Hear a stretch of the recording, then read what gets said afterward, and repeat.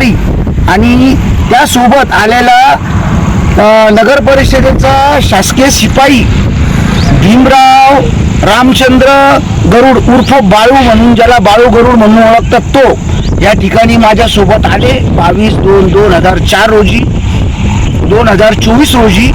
आणि या ठिकाणावर येऊन त्यांनी शासकीय नियमाप्रमाणे पंचनामा केला.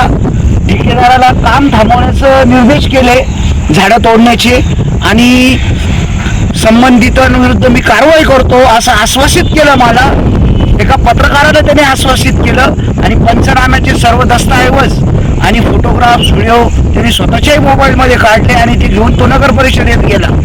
आणि त्यानंतर आज पोहते 8 ते 9 महिने होत आले या नगर परिषदेच्या मुख्याधिकाऱ्यांनी नगर